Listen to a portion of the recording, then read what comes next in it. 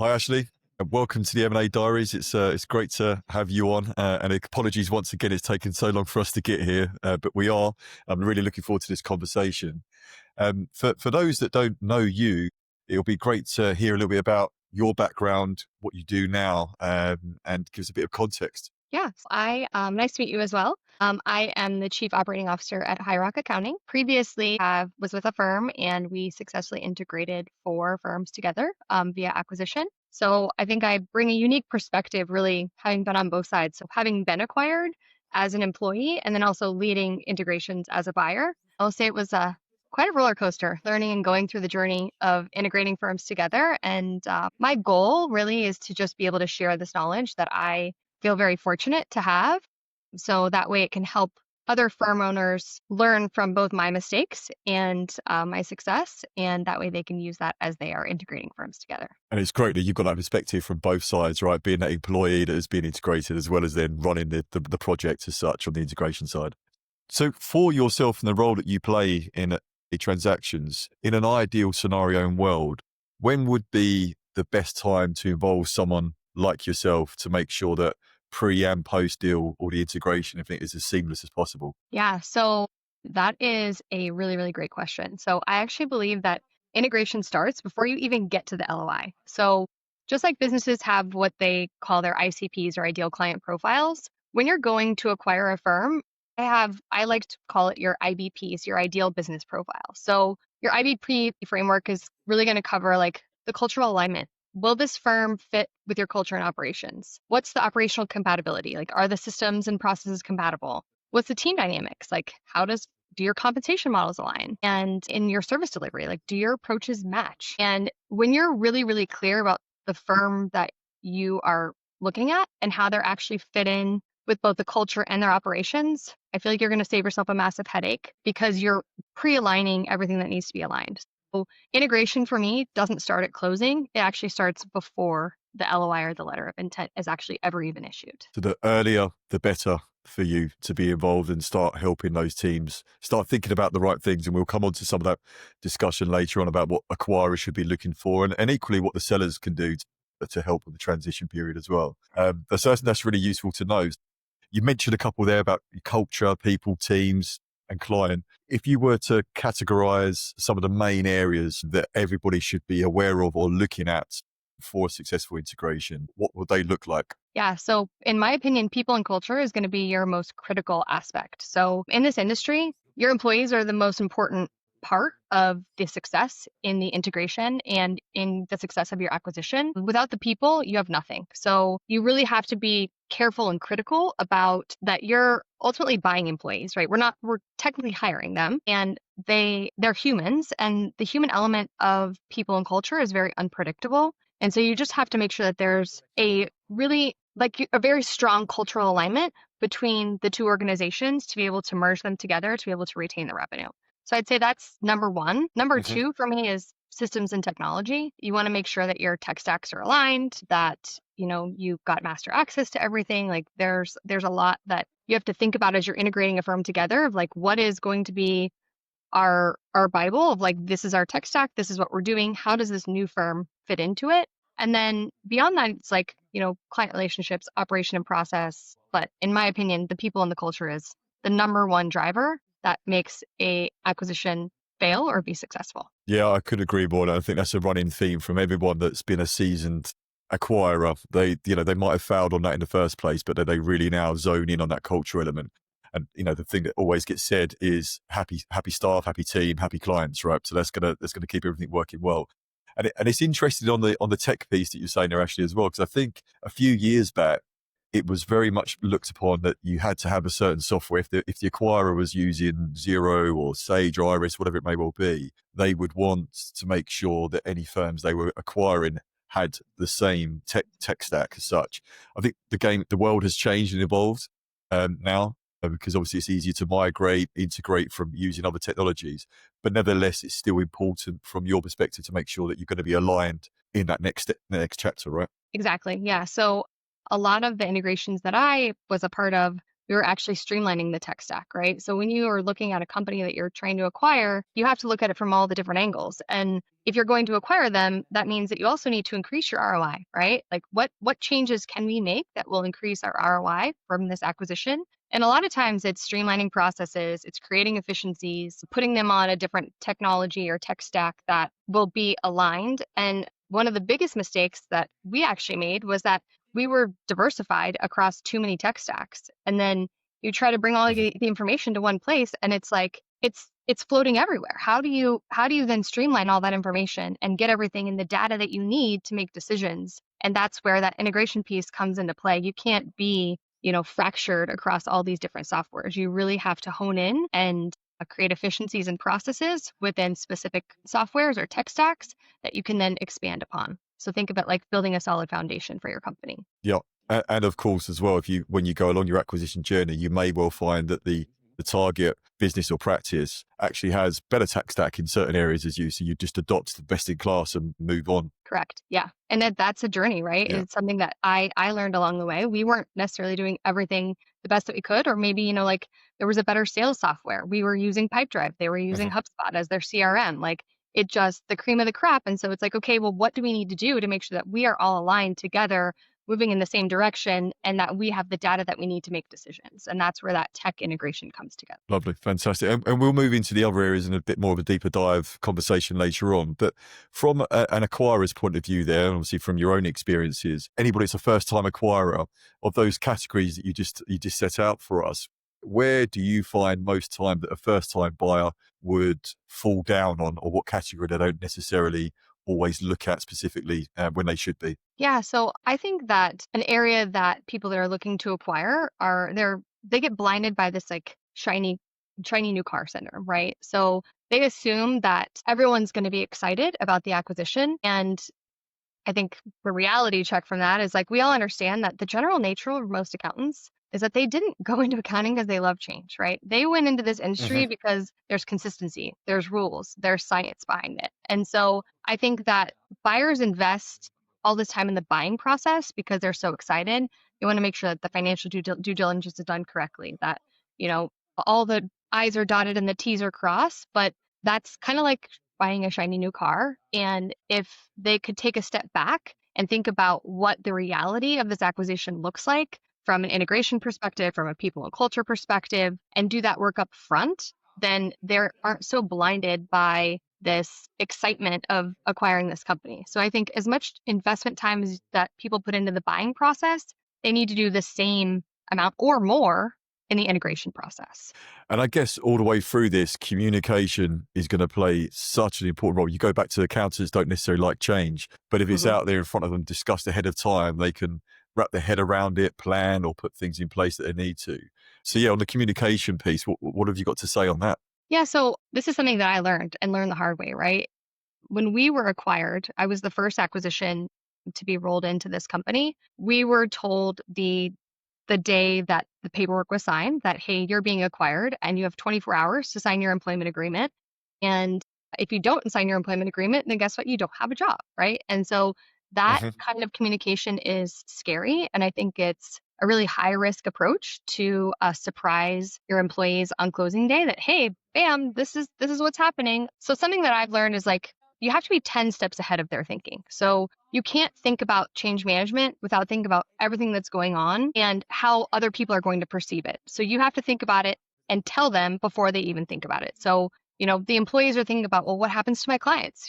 What happens with my job? Like what happens with my boss? These job security fears creep in. And so one of the best approaches that I think is that if you can get some reassurance and confidence in your seller that the deal is going to close and that the seller will allow you to communicate with your employees ahead of the close. So I've seen it both ways. I've seen where, we were acquired and we were told on the day, and moving forward, we took that lesson of how our team felt. And in our next acquisition, we actually got the seller's agreement to communicate ahead of time, ahead of the close, which helped remove this resistance and questions and everything else. I think sellers resist that because they're afraid that the deal won't go through, right? Their Yeah. whole team knows, they're thinking of selling, employees leave, it jeopardizes client relationships. And a compromise to that is that it doesn't have to be all of the employees that you tell. It could just be the key employees or the leadership team that you're bringing over and getting their buy-in before the actual close. So that way the rest of the employees, they're going to look at their key leaders for guidance, for reassurance. And so there's value not only in that, but there's also value in bringing in those key leaders during due diligence. Like most business owners, they might not be involved in the day-to-day aspects anymore. So you're going to get that true institutional knowledge from the people that are actually involved in the day-to-day. And so different kind of Mhm. pieces of communication and how you communicate an acquisition. But I have found from my journey in the M&A world that being 10 steps ahead and also being able to pre-communicate or communicate pre-close with either key employees or all employees makes for a much better experience for everybody. Yeah, and that key employee element that really is part of the pre-transaction integration as well, to get to understand the people and the culture, especially if the owners of the business, as you said, are not necessarily involved day to day in the operating of that particular practice. But it is interesting because I've seen some, as you can imagine, some stories over the years. And as you were talking there was two particular circumstances that arose. There's one pretty decent firm in England, and they've been speaking to a private equity backed platform for some time. I think it was about a week out from the acquisition. The PE house were like, we'd love to speak to the rest of the team and let them know ahead of time. The seller picked up the phone to me. There was still a few things in the contractually that need to get over the line. So I said, look, try and get a couple of those bottomed out. Anyway, they decided to go with the PE house, the acquirer that's coming in. And unfortunately, 2 days before the acquisition went through, after they've told the entirety of the team, the private equity had a different leader put in place, and they had a completely different strategy and didn't feel that particular acquisition no longer fit in that strategy. So they rewound out of that acquisition. That caused all sorts of chaos. The owner of the business was on the phone in a panic.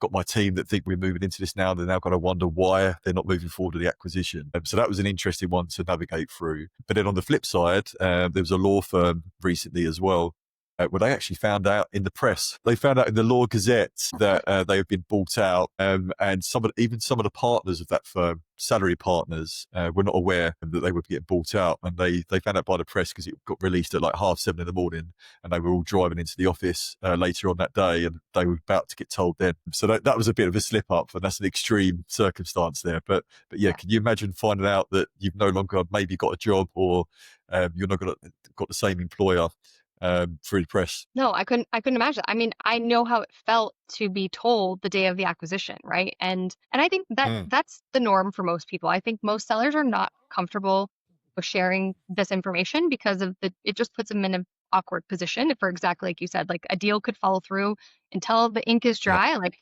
nothing is set in stone. But on the flip side, like that miscommunication caused all kinds of panic for that law firm that they had to find out from the press. Like that is not the way that you want to go into an acquisition. And then it makes them question everything that you do, every decision that you make from that point Yep. forward. Once that trust is like, I don't know if I could trust you, then it becomes this kind of wall that you have to break through with change management and getting that buy-in. So that's why even if they won't let you communicate with all of the employees, getting those key employees bought into the vision and direction that you're going is essential, because those employees then look up to those key leaders and they are able to, there's a trusted relationship there that they're able to get some comfort from. Yeah, absolutely. And in my experience as well, if it is just the leadership group that are aware of the conversations that are ongoing, pretty soon after the acquisition, you want to get the CEO or MD of the acquiring business into the office of the party they just acquired to meet the rest of the team. Again, just to reassure them, create that rapport with them so they know that you can actually touch and feel the firm that's acquiring you. Yeah, I also think it's important that you share timelines too, right? So when you acquire these employees, there's a lot of questions up in the air. So I think that there's two keys to it, that everyone learns and communicates differently. So you need to have written communication, in-person meetings, one-on-one meetings, group sessions, like check-ins with all the employees, regular check-ins with the employees. But I think it's important to set the expectation and create the timeline. So that way they know exactly what to expect. They know what the transition periods are going to look like, whether it's going to be 6 weeks, 8 weeks, 6 months, 12 months. Like they're going to need to understand the vision and be aware of what's going on. And really the main priority for them is not the acquisition, is not the integration, it's the clients. And the goal with Yeah. acquiring another accounting firm is that you retain the clients. And you retain that client relationship. So a lot of the change that happens really shouldn't happen. The clients shouldn't see a lot of that in the very beginning. It really should just be internal changes and minor changes. Like I'm talking the first 6 months, you're communicating, this is what you can expect in the first 6 months, and this is what you can hmm expect in the next 6 months after that, and really laying it out so it's clear and there's no questions. And that's great, because that kind of leads me into the next question that I was going to come on to you. In terms of your playbook, the Ashley Rhoden playbook for implementing changes, what do you move first? What do you look at first? When, the timing of, etc. If you've got a timeline in your mind of the ideal scenario, it'd be great if you could set that out for all the people listening in. Yeah. So I think it's really important that you have a whole integration team. So you should assign specific roles and responsibilities to individuals. So I almost, in my due diligence, I created a RACI chart. It's like, here's who's responsible, here's who's accountable, here's who should be consulted, and here's who just needs to be informed of the decisions that need to change.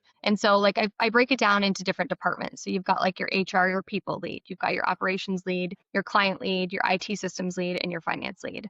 And you need this because, in my opinion, I have a 100-day checklist and it's got really, really clear instructions, but you can't assume that everybody knows exactly what they need to do. This might be the first acquisition that they're going through. And so Yep. you need to be very detailed. But day one priorities for me is like payroll must be perfect. You can't mess up payroll when you're doing these. So system hmm access has to be seamless, no disruptions to the daily operations. That first payroll is critical to your success with these new employees. And then it's, just understanding and getting to know the employees, like your first like 1 to 7 days. I think of that as like your foundation period for doing employee orientation. Addressing any concerns that they have. You're contacting your top 20% of high value clients, establishing rhythms and operational capacity and understanding what's going on within the company. And then it's like you just want to stabilize everything. So, you don't you're introducing yourself to all these clients as, hey, we just acquired you. Nothing's changing. Like your client contact is the same. It's just, Business as usual. business Yep. as usual. Yeah, yeah. And so then it's like the stabilization period where you're getting, financial updates. You're trying to start and think about your planning of what internal systems do we need to change immediately? What's going to affect us right away where we need to make that immediate change? And a lot of this goes back to due diligence, right? You're planning this during due diligence. You have your 100-day checklist. And that's where it comes from. Your 100-day checklist is literally just, okay, here's what we learned in due diligence, and here's how we then take that and execute upon it. And so, your day 31 through 60 is like you're looking at your critical systems. You're being proactive with your client and vendor communications. You're also measuring employee satisfaction. Like that is something that I think is often missed in hmm integration and post Absolutely. acquisition is like, where are we at with these people? Like we need to be measuring that. And post acquisition, you should be measuring that likely every 30 days, every 30 to 60 days. You should be, touching base and making sure that your employees are satisfied because without your employees, you don't have clients. Yeah, absolutely. That DD element that you was talking about there, at what point you'd start formulating a plan, obviously, on the run up to completion? At what point would you share that plan with the other side, with the vendor that you're acquiring? Yeah, so I mean, we would share the 100-day checklist pre-close. So it's like, hey, here's our plan for how we intend to integrate the company into our company, and you want their feedback on it. They know this, they know their business better than you do, right? And so they could give you hmm feedback of like, oh no, you don't want to touch that system right away. Like that's critical. It's going to cause chaos with the team. Or, yep, that's a great system that you should change right away. I think the bigger thing that people need to focus on when they're creating that 100-day checklist is that you need to minimize the client changes as much as possible. So you like we said, business as usual. You don't want anything. You don't want to come in and be like, oh well, guess what? Now you're going to communicate with us on Slack instead of Teams, and now you're going to upload your receipts through this software instead of manually giving them to us. Like hmm everything should be really, really kept the same. And your focus in that first 6 months should be on those critical systems that make a difference to you that are all internal based. You can mess with your employees a little bit more than you can mess with your clients. Yeah, absolutely. And a lot of people always worried about a brand change, if a brand change is going to be appropriate in a transaction. What's your thoughts and feelings around how that should be phased in? I know it can change from transaction to transaction, but from a vendor's point of view, whenever I mention to them there's going to be a brand change at some point, you can see them tighten up. Like, oh, I've had this brand for a long time. Our clients know us as that brand. When actually when the brand does change, they realize that it was actually the individual and the people that they're speaking to rather than the name above the door. But from your experience, it'd be great to hear about the brand change. Yeah. So I have not actually done a brand change at acquisition. Okay. We brought in the acquired companies and we kind of rolled them up under an umbrella. Looking back on that, I do think that there's some mistakes that we potentially made. One of those is that now they're confused. They're getting an invoice from the parent company, but all the communication is coming from the company that they just acquired. So there's a lot of confusion that can happen with the clients. And then I think there's also some confusion with the employees. It's like, well, who are we now? Like what's our company name? What are we doing? But when you think about the infrastructure changes that have to be made to switch that brand really, really quickly, oftentimes it's not doable. Like you're not going to be able to change, the email addresses and everything else that quickly without disrupting and causing a lot of chaos. So I think there's two sides of it. One is it creates confusion if you're not super clear on the branding from day one. And it also creates a lot of chaos if you're like, we have to change this brand right now. The other thing that I think people don't think about is their brand awareness and really, scoring that. You should have somebody that, if you don't have someone on your team that can measure, what the brand awareness is and, what their SEO traction is. Like there's so much that goes into it. And I'm not a marketing wizard. I'm not going to pretend like I am, but there's more that I know that can help someone make a decision whether that they should change the branding from day one or if they should wait and kind of phase that in. Our approach was that we would roll the companies in after 1 year and change the brand after 1 year. Yeah, which sounds like a nice soft landing. Mhm. You've got the phasing out period, the clients are getting used to the new name, and even if it's, I don't know, Ashley part of the Rhoden Group, for example, like that kind of narrative. And you're right, and even down at the most basic level, we've had a client before where they've taken over, the brand got changed immediately. I think it was day 1 or 2. But you still had the people answering the phones under the old company name, and clients were getting confused. And actually, some of the people that were working on the reception didn't know which, but had been communicated with them what brand to answer the phone to now, which was just crazy for me to hear. So on this playbook that you've just described in there, Ashley, does it matter or differentiate from the size of firm? Obviously, I don't know the types of firms or sizes you've dealt with, but with people, our listeners here, some will be 100 million plus and others will be a 500K, 600K turnover business. So yeah, it'd be great to get your opinion on that. I don't think it matters. A firm is a firm, an acquisition is acquisition. You're just talking at a different level of scale. So everybody should have this 100-day checklist. Everyone should have an integration plan, and everyone should start integration during due diligence. Yeah. And I guess that talking to leadership or talking to other members of the team, that might be easier for a smaller firm than a larger firm. Of course, larger firm, it probably would be that leadership as you described, where if it's a smaller firm where there's 4 or 5 employees, you might be able to get in front of them a little bit earlier for whatever reason. Yeah. And I think, it's going to change your communication, right? When you're talking about a large scale communication versus a much smaller scale communication, I integrated a firm that was 5 employees and I integrated a firm that was 45 employees. So it's definitely changes the scale, but I think the underlying communication strategies, the underlying integration strategies, that's all the same. It just makes it a little bit more complex. Yep. Yep. And I guess the issues and problems that could arise, as you just said, they remain the same. It doesn't matter about the size of business. They're just slightly different look to them.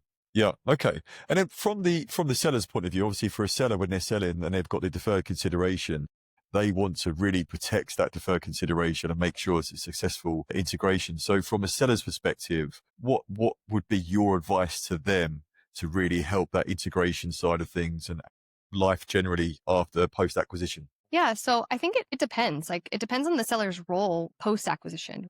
So if the seller is literally just selling it, washing their hands and walking away, that presents a different set of issues than if the seller is going to be involved and maybe has a position with the company post-acquisition. So I think there's 2 sides to that. If the seller is not going to be involved, then getting that information from the seller from the very beginning is very, very important. If the seller is going to be involved, making sure that the seller is aligned with the vision and the direction that the company is going to go. Because I've also seen that it's like, well, this is my baby and this is the way I do it. And they don't want to change because this is how it's always been done. So making sure that you're really aligned. But from a seller's perspective, I do think it's all about their comfort level and their trust in you as the acquirer, right? If you can build that level of trust with them, and I like to say this, like when you're going in and evaluating a company, the first thing you should look at is like, can I be friends with this person? Like, do I like this person? Like, forget about the business, forget about everything else. Like, do I fundamentally like this person? And can I see myself being friends with this person? Because that is the base of like that building that trust and understanding if you could work with that person. I always say, I'm going to say it wrong because I say these wrong all the time, but slow to hire, quick to fire. Like, think of that in the same way as you're doing this acquisition. Like, you cannot rush into this. You have to be very meticulous and build that trust and relationship with the seller. And then from a seller's perspective, you need to make sure that you can trust the people that are acquiring your company, like that you built this. This is your life. This is It's your your baby. Yep. legacy. And if you don't have that relationship back and forth with the acquirer, then you're not going to feel comfortable communicating. You're not going to feel comfortable buying into the vision and the strategy and the direction that they want to go. Yeah, I've always said as well, as much as it can be, rather than sitting down in business surroundings, if you like, in an office somewhere, having a formal conversation, after the first few meetings and it feels like there's alignment here, go for dinner, go for Yes. lunch, socialize, get to really know each other and understand each other, because there will be problems. There's never such a thing as a smooth integration. We can reduce and mitigate as much as that. But at least at that point where you've built up the foundations of a good relationship, as you said, you can have that communication and it'll be so much easier and better if you've got that underlying relationship there as well. But yeah, people find that weird when I suggest it. They're like, why would I go out for, you need to know them. You're going to be working with them. You need to at least know you're going to get along with them. Yeah. Yeah. Make sure that you can be friends. And if you can't be friends, then you should not buy their company. Yep. Yep.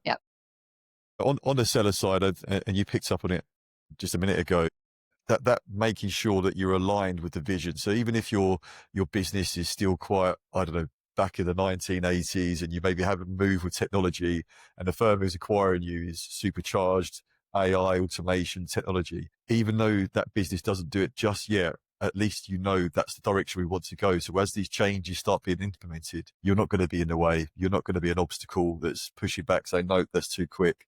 Because ultimately as well, depending on a certain age of the individual, if they're approaching retirement, that's the reason for sale. Often the people underneath them, the team, are embracing this, going, great, we're heading into the 21st century properly, we're adopting technology. But if you're seen to try and stop the changes, then that can cause friction, right? Yeah, exactly. Yeah, you have to make sure that there's alignment. And then you have to make, like, even if the seller is no longer involved in the operation, those employees, I guarantee, have a relationship with that seller.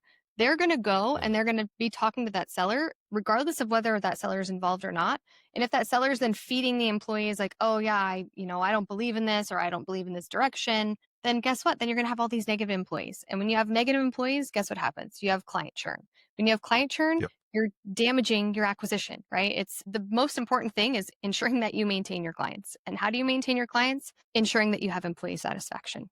Because at the end of the day, we are selling a relationship, and that relationship is what is going to make or break your acquisition. Yeah, no, absolutely.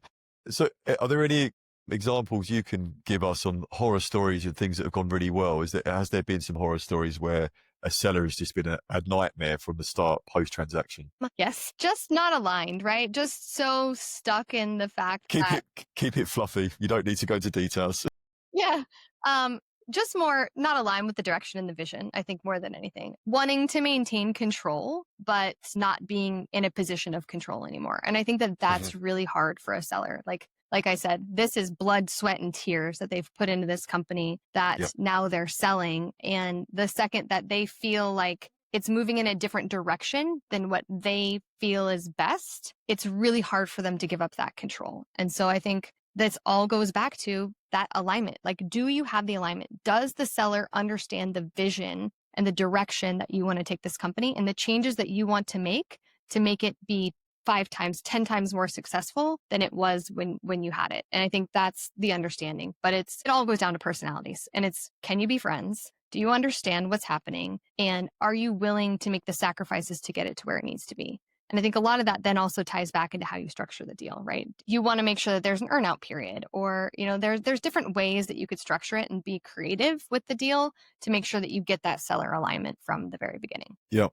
And sometimes as well, with all of that planning and, making sure that you have got that in your head, you've got that alignment, even still we're human beings, right? And I've seen it many, many times where actually on the lead up to it, they feel very comfortable with everything, and then actually sign dotted line and that feeling comes rushing over them, and all of a sudden things change, and they have a different feeling because they're on that precipice of actually letting go of their baby, of their legacy, etc. So that's interesting to see, and I've seen that where owners not change their mind as such, but there's certain areas that they've shifted on, and they do struggle with it. And I think, for acquirers, and I'm sure you agree, you've got to have that understanding and empathy there that they will be going through this really strange and surreal emotional time as a seller.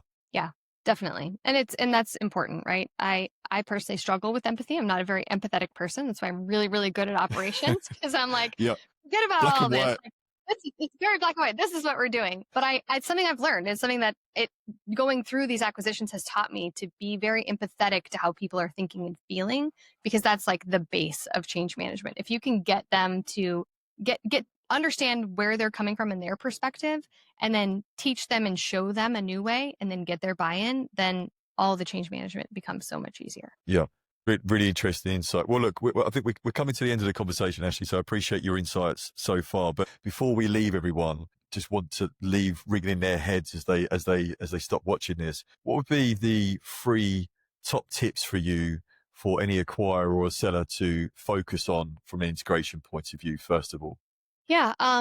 I think first is that the integration starts before you even get to the LOI. Like when you're looking for a business to buy, create your IBP, your ideal business profile, then take your due diligence, and then that turns into your integration planning and the roadmap that you're going to use to create that. The roadmap that you're going to create from your due diligence essentially directly turns into your 100-day checklist. The other advice that I have is put people first. Without them, you really have nothing. They're the most important aspect of the integration. Culture is critical to evaluate during due diligence. And like I said, without the people, you have nothing. And employee well-being and retention directly drives client retention, which then directly drives investment success. And the last tip that I would say is that you need to just make sure you're communicating proactively. So you have to be 10 steps ahead of the employee. You have to be thinking about everything that they're going to think before they even think about it. You have to tell them before they even think about it. Communicate in every way possible, because people, they learn differently, right? And if you can figure out what makes these people tick, then you will be successful in your post-merger acquisition and integration periods, because you're getting an understanding of who they are as people. Those would be my 3. I think it's, communicate, put people first, and then also make sure that you are very, very thorough and plan your integration during due diligence. I think that is the number one thing that most people miss. Yeah, no, fantastic. And, all of that information on the people side is going to be with the vendor, the selling party. You're going to be able to get that inside track on them right from the very start. So that goes back to communication and that relationship piece. And one thing I will just add there, from a vendor point of view, I always try to make sure that they speak to other firms that the acquirer has acquired as well. Because I think that just gives them a nice inside track of what the transactional process is like, but also what is life like post-transaction. Warts and all the good stories, the bad stories, just so they can feel like they've got in fully prepared about what's going to happen there. And if the acquirer tries not to introduce you to people that they've acquired, there's some red flags there. I think there's some problems. Maybe you should look at other options. Yeah, definitely. I think it's just important. Communication is number 1, right? Make sure that you can be friends, make sure that you understand the process, and make sure that you're happy at the end of the day, right? Like you may be being rolled up and being a part of this company, which means you need to believe in the trajectory, or you may be retiring and moving on. And either of those situations is great and wonderful, but you just have to make sure that the communication is there, and that there's going to be road bumps. There's going to be like hiccups across the way, right? No acquisition is perfect. No integration is perfect, but it's how you react to those situations and the negativity that's going to come that will then determine your success. Yeah, no, love that. And like most things in life, preparation is key. Yeah. From the seller's point of view, preparation, getting their business sale ready to, increase valuation, make it easier, make yourself more attractive. But from the acquirer's side, doing the hard yards in that DD perspective before even the transaction goes through is going to help post-transaction. And let's face it, that's really where the work starts. It's not when the deal gets done. It's making a success of it afterwards. Yeah. It's not the deal is not the hard part. It's the integration. That's the hard part. Yeah. Yeah, no, absolutely. Well, Ashley, thank you so much for that. And just before we do close out, it's not often that we have US guests on. So how is the market over in the US at the moment? Is it as alive as it is over here in the UK? It is booming. It is wild. Yeah. There's Yeah. so much acquisition activity happening. I've never ever seen this much before. Companies are getting acquired left and right. There's a lot of private equity that's coming in. They're doing big roll-ups of companies. It's an interesting landscape, and there are a lot of opportunities for learning, I think, on both sides of the coin. So I'm super grateful that I was able to speak with you today, share a little bit of this knowledge that I've been able to gain on my own, going through both being acquired and acquiring other firms, because I do think that there's not enough people talking about it. There's not enough people talking about the hard work that goes into this and what they need to do to be successful. And at the end of the day, we all want to see this industry flourish. And we want to see these investments come and help grow and expand the industry. We don't want to see this negative banter go back and forth about, oh, private equity this, private equity that. I've seen private equity do amazing things, and I've seen private equity do not amazing things. And I think we're just getting started with the acquisitions. This is just like the tip of the iceberg. So I'm really excited to see what happens and what transpires and how people learn and grow as they acquire new firms. Likewise, wholeheartedly agree on everything you just said there. Likewise in the UK, I mean, it's been very busy for the last 2 or 3 years.